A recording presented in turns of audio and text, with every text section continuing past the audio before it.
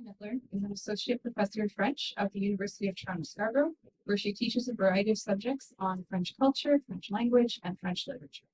Her areas of research include France and Greece, with a specific bearing on popular culture, history, memory, discourses of alterity and ethnicity, and the use of humor and satire. Her published works include topics such as Greek humorist Nikos Tsiforos' popular and anti-colonial take on history, ancient Greek mythology, language, and cultural identity in modern Greece. Today, she's here to answer some questions related to her engagement with Greece and Greeks throughout her life, including her experience with the Wat culture that existed on the Danforth that Dr. Mourgou just presented to us. So please welcome.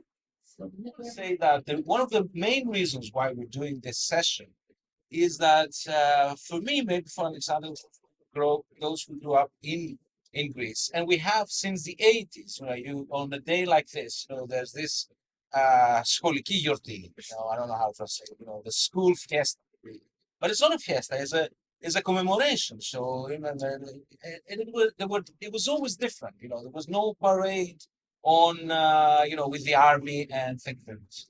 There was no parade, let's say, with the army and the school kids. There's no nationalistic, pride overpouring from every single word that everyone says. It was always about something else. It was, the names of people who were killed on that day. They're being cited one by one. But then it was also, the anticipation of the late for everyone's day, the late evening, let's say, demonstration that continues to this day. The march to the U.S. Embassy. There's not many occasions where Greeks march or anyone else in the world marches in front of the U.S. Embassy. But really, for me growing up and going to school and this, it was about the music. The music was so different.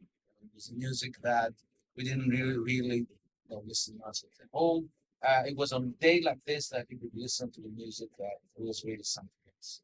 So, Sylvia, thank you very much for this. And It's an honor. I have to start by saying, as Maria mentioned earlier, what is it really that brought you close to this sort of part of your life, the sort of connection with Greeks and Greek music? You're in for a very long story. I'll have to shorten it somehow. I first came across things Greek in a foreign environment. It was the last summer I finished high school, and I went to Vienna to the courses for foreigners, for German. And in the house that I was in as a guest, there were two other students, and one was, so remember his name, both of them younger than me, two guys, and the one in question was Adonis Felix. And he, of course, was part of our group. We all wrote each other, all the kids from that summer. And the next summer, which I'm trying to remember, has to be 63. So we're talking, in other words, well before dictatorship times. I, as usual, did my France, then Italy, because my background in studies was both French and Italian, and some France, Italy, and Greece. And I stayed for 2 weeks with Adonis' family. He, again, it's my huge good luck who I've met in the course of my life for Greek things in general. He was a member of the Lepidus, of the young. So what a lot of them did was go to the theater back on the Polytechnic side, and every night while I was there, it was just lucky. We would listen, I recall, to the joint performance of the two biggies of the time, which was Hajidaki and Philippi. Hajidaki had almost 40, and Dr. Really Pimentel de Fou was what Hajidaki was performing. So every evening we would sit on the Skalaja Fire, and after that, there would be a musical jam. Now, I didn't partake. I knew music, of course, because I finished my ARCT in Toronto when I was 16, and I loved world music from the get-go before the word existed.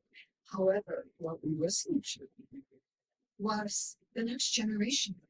There was religious therapy every evening. There was Nildis with a song that he laughed when I, a couple of years ago, tried to sing it back to him that went, Critica Safia, one of his first opuses, I guess. And there was a Lopulos who had a wonderful voice and a really poor little guitar, but what voice. So you can already see that this artistic movement then before the dictatorship was coming to the fore. That's it for me. I got hooked very fancy. The people I knew were in music. I knew music. It's a very understandable idiom for me. It goes everywhere. It's international. And so I came back after that brief period with a lot of 45 RPM little records by the two biggies, but also because I've been exposed to a couple of songs like Gekas and Sylvia and Polytechnic and other names of the period. So I went home with that. Then the question was, as I was trying yesterday to remember in time to tell you people, is how did I make contact with Greeks in Toronto when I came back? And I cannot fully answer when the first time was. I do know that I knew the cousin of Sakis Gekas, who was the protagonist of America. And that film, I checked, Google's useful. It came out, I believe, in '63. Gekas and wonderful, wonderful film. One of the first great immigrant films. So the cousin worked in some fairly low level job, I believe, in the Greek consulate. I don't recall him being anything like a fervent rightist of any sort. But I do remember that I knew him. And I also know that prior to the dictatorship, I was in a group of students who knew that there was going to be a Mexico. I mean, of course, it was not by the people they thought, and I know that the persons with whom I had contact in Toronto were aware of what was being said in Greece, that something was cooking. So is that enough of an introduction? You said otherwise. Thank you. I think it's more than enough for an introduction. I wanted to ask you something similar going into the politics of the times. So you touched on the politics as Greeks were experiencing here or discussing, but would you remember about '67 itself? Do you remember a major change in the politics once the dictatorship happened? There's this lost spring or major collapse of expectations, and of course the torture and fear that played over the country. But what do you remember people's reaction here? In the circle that you had just joined. Over here, at first, I think there was excitement, confusion. Things were not clearly organized yet, as I think we saw very clearly and listened to various people, including yourself, delineate how things gradually coagulated and became more streamlined. And we've seen it with all the posters and the dates. Excuse me. So I can remember that there was a sense of the unknown here. I haven't got particularly clear memories, political memories, because my job was fundamentally a musical one. And of course, anything is ultimately political, art included, and music included. But we may talk about that slightly later. My job was musical in nature, something I loved. I always did it for free because it was my way of contributing. And I had a background that enabled me to perhaps look for what was most needed. How could I be most useful?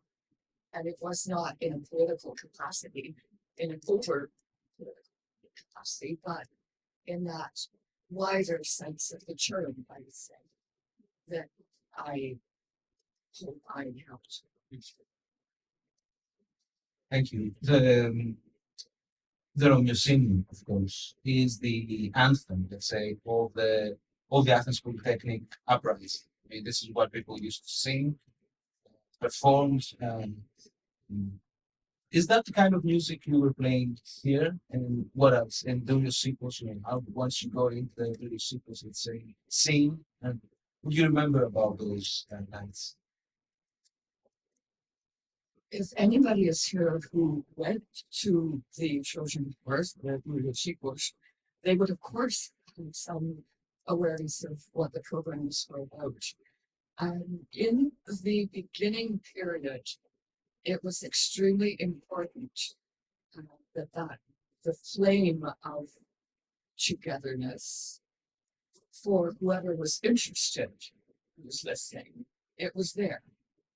I didn't feel it should be forced, but I tried my very best to choose songs and arrange them in ways that were as authentic as I could. That meant working with musicians who were wonderful because they couldn't read notes.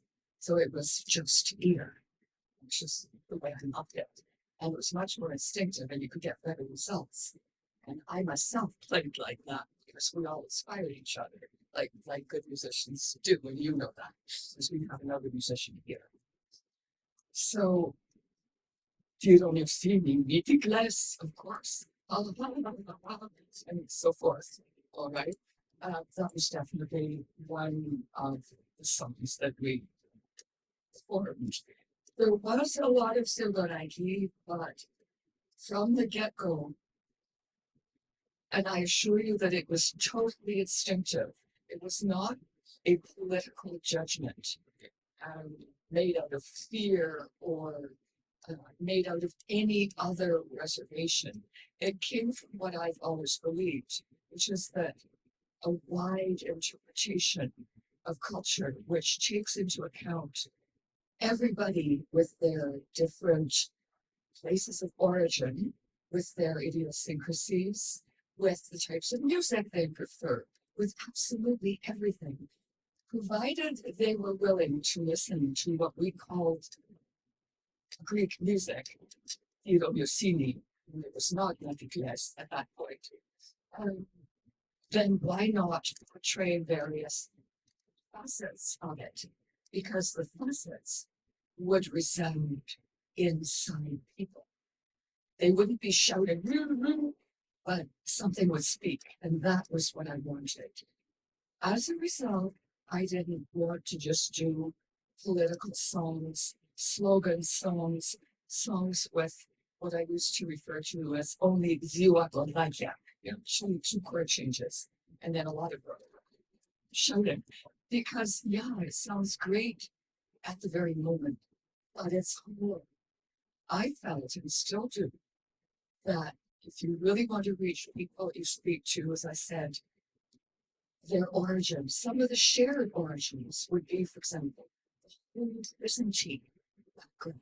So when we did Silveraki with our musicians, I was very, very conscious of making sure that the chords that everybody played were not the Western chords, which some of them in later years carried on because they learned the songs and they went to all the different what and played the same repertoire more or less, with mistakes in the accorda.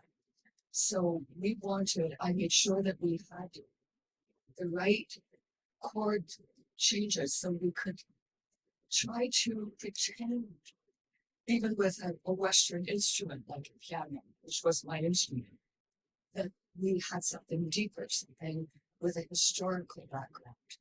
And I'm not talking about the church in particular, just a very diffuse background from one and all.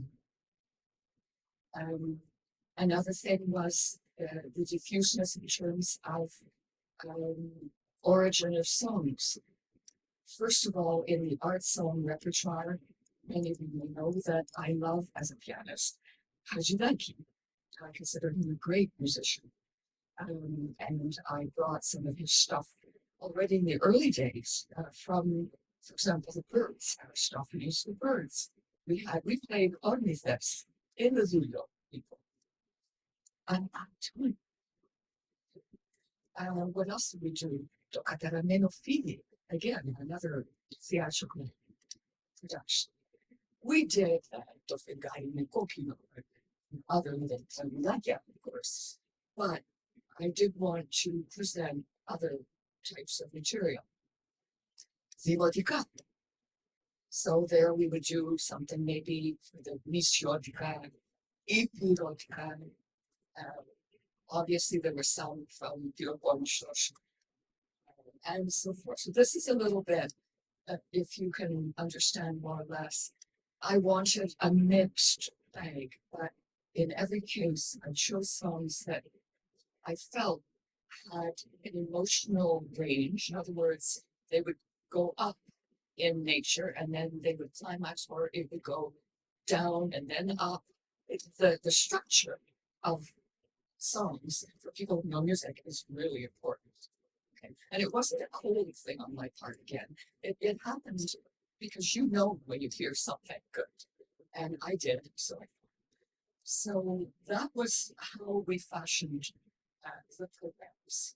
I did listen to the requests of some people. I want such and such. That was fine. And then I also had some of my choices. Alexandra, you want to ask something?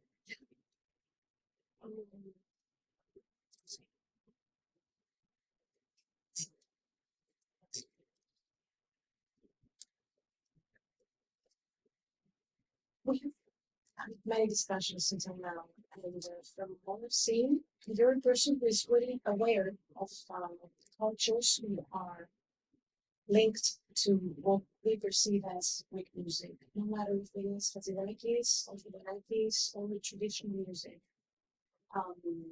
One of my questions is, how did people that used to hang out with Georgian Horse perceive this multiplicity of different identities? Because what I know, the person who was really trying to put all those different identities. Do you believe that this was that people used to embrace, or did they try to identify themselves through this, let's say, never-ending repertoire? Who is hiding in this in the songs that they were played in the children's horse? I need a bit of precision here. When you say people, do you mean the Greek public or Greek speaking public, or do you mean Canadians and others? Both. Both. When you play, when you're a musician, you're on stage, you're not the public. You play with and for the public. I say with first and for later, because it's really important to not be something like a paid musician playing for. I never did that. I always played because I loved what I was doing the moment I was doing it.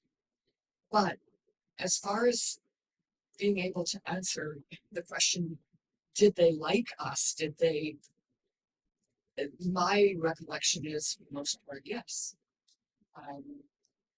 The atmosphere was such, it was small, it was absolutely blue with smoke. Everywhere smoke.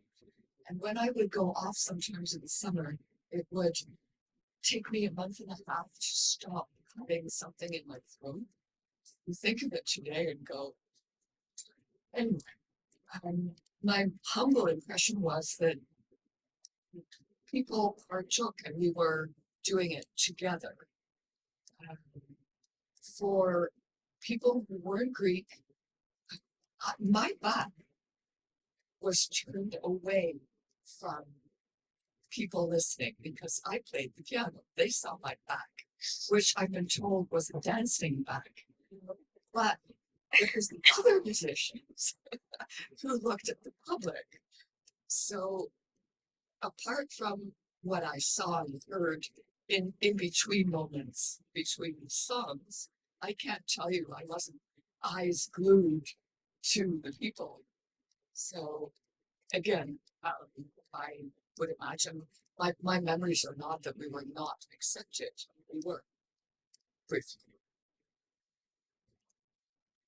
Which, Yeah, yeah.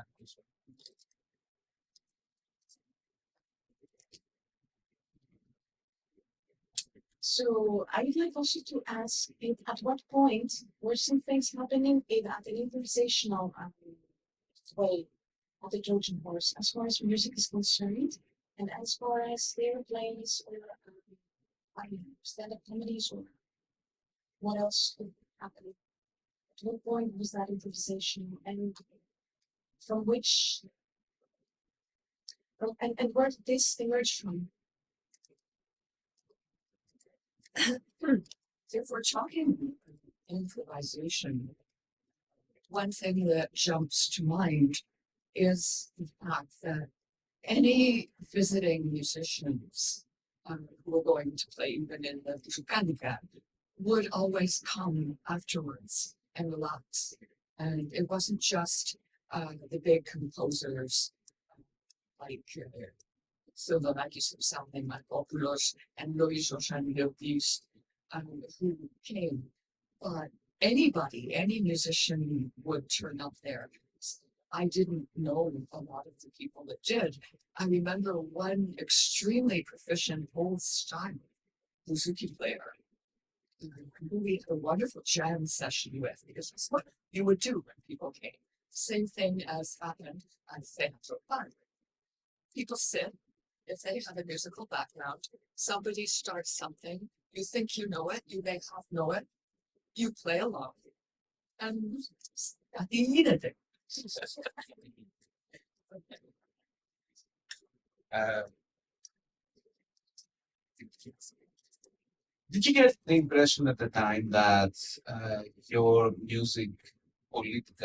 musical slash political interventions had an impact on people's sort of everyday lives? I mean, you mentioned the people who were going there after playing there in their places, but did you get a sense that other people, sort of non-musicians, were going to relax or to get involved politically? I mean, do you remember anyone talking about, big stuff? Because you could understand Greek, but then already. Oh, And therefore, how did you sense the mood of people in some days, and at least? Did it change with events that happened in Greece? Did they talk about the Polytechnic, for instance?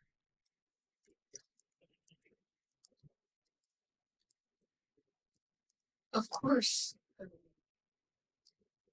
my objective in playing the music that we played was to touch the widest possible segment of the population and to celebrate in common an identity which would survive everything, including dictatorships, and including torture, and including stupid posters with phoenixes on them, which of course were in the latter part of the dictatorship were the object of increasing derision. Lots of people made jokes about those. Here,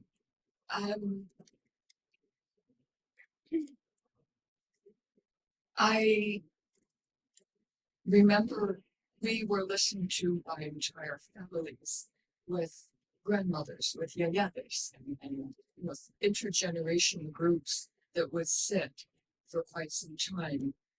I don't know how owners ever made money because if you didn't have a liquor license, and that's obviously why places like the Trojan Horse and other ones kept changing hands. But I think that we would have touched in a wider way. I can't speak to a narrow political way, because I wasn't present to see after, if they went home, what they discussed. But we could I know that, I think I know that we touched people who were listening at the time. That I can say, including the older folk, including children. For the aspect, the political aspect, what I could offer is I noticed a difference in the first years here. People were not just more disorganized, but they were more fearful. Outside the fervent group. The fervent group were, if you're talking about the children horse nucleus, they were inevitably young, inevitably male. And a person here today actually said the word macho, which I would agree with. They very quickly made numerous girlfriends amongst the Canadian populace.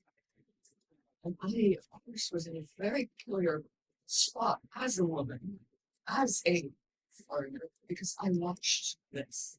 And I do remember that early on, when I was trying my utmost to be careful, because the social mores in the late 60s and the social mores that even Greeks that had come earlier were used to were quite conservative.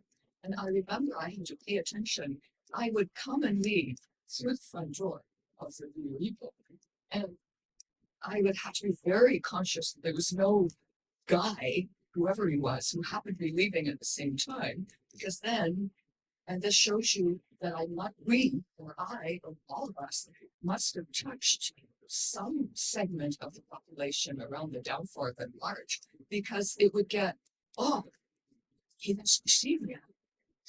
So I was very conscious that I had to keep my independence, if nothing else.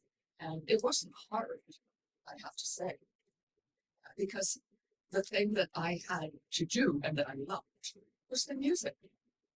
So it wasn't hard. Politically, things got easier of expression as the years passed, and more people were more willing to talk, to go back to the political question.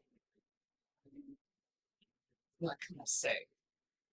I wasn't actively involved in political groups. I was just around people that were in, and I'm not being safe, it's the truth. I think it's very clear to all of us that this was much more about music. For you, it was, but this was a place that was about a lot of other things. Alexandra? Sure. Actually, I was thinking to ask you about the gender dimension. So I'd like to ask, what was the position of women and men in the Trojan horse? Like, were there many musicians with women playing or not? And why do you believe that this was happening? Do you believe that this was part of the politics or culture were considered mostly as spaces for masculinities, or I don't. When I was a lot younger, I didn't pay much thought to what actually goes on, of course, in these matters. So in those days, I realized that there was a good deal of conservatism that I understood from having been in France and Italy every summer from the age of 10, and I continued that all the way through graduate school and so forth, going also to Greece and occasionally to other places. I understood that there were stereotypes all over the place, and in fact, you can hear them in the in memories of a number of gentlemen that I've talked to, where they talk about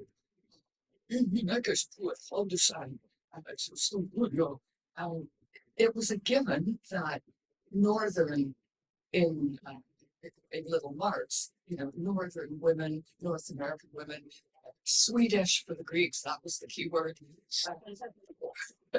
You see the laughs? Finnish as well, by the way. That they were easy, and you would see them. They were very successful.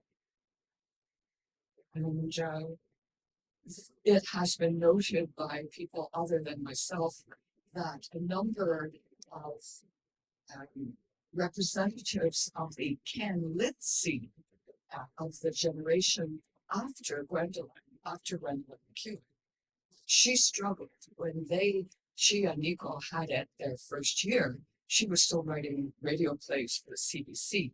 She was poor, and she lived in the annex and ate things like Welsh rarebit, which I shared with her. After that, you had, of course, the Margaret Atwoods and all of the others of that generation, who, according to these unnamed people, were regulars. So it was a very freewheeling environment. The musicians were, I can remember with the compañeros distinctly seeing rows of girls, to the last one dressed in jeans, almost the same, which hurt me no end. Sitting there looking rapt at the compañeros playing. But what does that tell you? I'll stop there.